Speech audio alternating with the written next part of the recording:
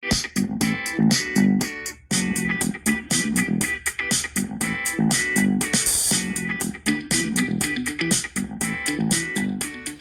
hello there again. We're going to do another wee video on some of the maintenance and pre-checks to do with the pillar drill. These are things you need to know for your National 5 woodwork course, but also for the furniture manufacture course. So we're going to firstly go over some of the different parts, okay, just the names of different parts of the machine.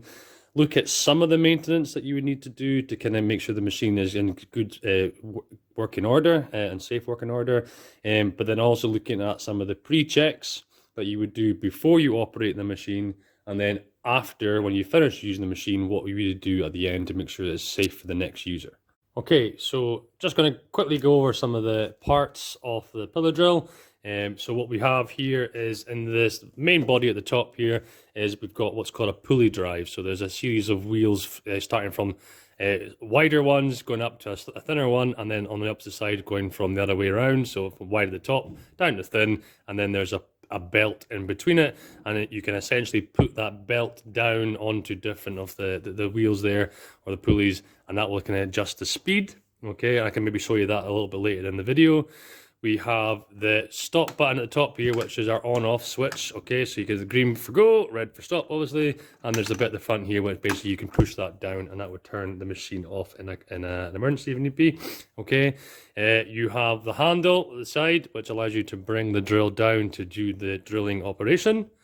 You have this part, which is your 3-jaw Jacob's chuck, okay, which you can use to put your drill into. You then have your safety guard, which comes across to cover up the chuck while you're drilling. You have this part, which is the table of the machine here. Okay, it's a bit rotted looking here. Need to get a new placement on that one, but that's your table for that. This table can be adjusted depending on where you need to do. You can go up or down, or you can move it left or right. There's a locking mechanism at the back, and there's a hand at the side here which allows you to move it up or down. Again, I can maybe show you that later on in the video.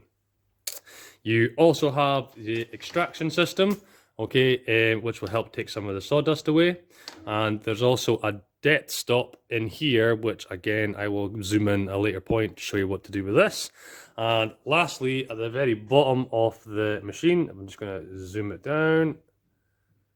Down here you have your foot stop, which you could use to turn it off with your feet rather than using your hands, because your hands would be up here, one operating the handle and the other one is operating or holding onto your material. In terms of holding on to your material, you can obviously hold it just on the table, depending on what you're working with, or you could use your machine vise as well, which you can use to hold on to slightly smaller pieces, okay, or to keep things nice and straight while you're drilling. Okay, so now I'm going to go over some of the pre-checks that you should do before you operate the machinery. One of the first things you should do is essentially test to make sure the machine is actually working. So pressing the green button on, machine is running, and pressing the emergency stop button there to make sure that it stops. Alright, so testing the machine to make sure it's on and off. You can also do the same thing again by turning it on and using the foot stop, which is down on the floor here, and test that as well to make sure that the buttons, the on-off buttons, are in good working order. So next thing would be obviously getting the correct drill for the job that you need, all right, and inserting it correctly within your 3-jaw chuck using your chuck key. Okay, so you would simply open that up, holding the bottom part, twisting the top part to get that to fit. A little bit more. Insert your drill correctly, making sure it's in between all 3 of the jaws of the chuck, and tightening it up nice and tight so it's nice and secure, and obviously making sure that you remove the chuck key before operating it, or okay, just as a safety thing as well. Alright, so that is in there now. It's always quite a good thing to make sure that you give the chuck a little spin by hand to make sure the drill is nice and central, alright, before you operate the machine. You want to make sure that your safety guard is closed, okay, and you can also, if need be, you can twist these parts here and you can bring the guard down a little bit deeper if need be to help cover up the drill. Alright, so it stops your hands getting too close to what you're working with. Next thing would be obviously making sure whatever you are planning to drill is held secure. Alright, so you can use, like I said before, the machine vise to secure your material before you work with it. Next would be, essentially, you might need to adjust the table to the correct height, so you can loosen the lock at the back and wind the handle up until you get the table up to the correct height.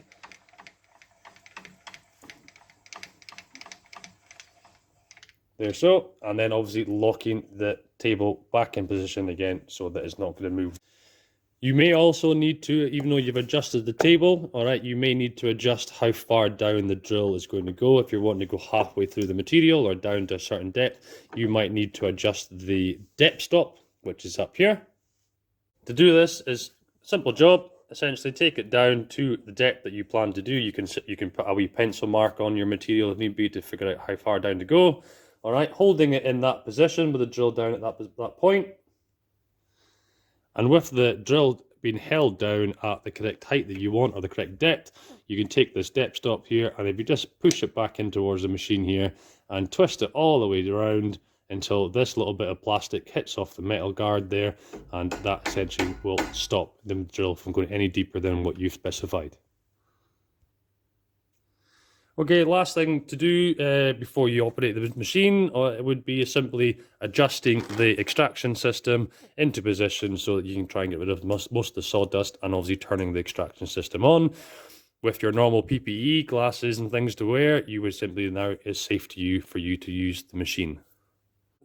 Once you have finished the drilling and you're happy with what you've got, it's essentially now looking to do all the checks after you've used the machine, and that would simply be a case of taking your wood out of the machine vise. All right, you can put that back to where you're working. You could remove your machine vise from the table and put it back down into the correct position.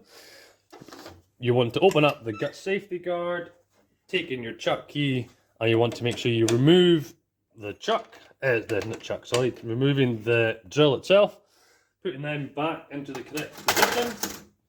Okay, and if need be, there'll be sawdust on the table here, giving it a quick brush to make sure that it's nice and clean for the next person to come up and use the machine to operate it. Quick thing to do in terms of maintenance for the machine could be a case of taking the top part of the machine up here, and this is where the pulley drive is, you can see.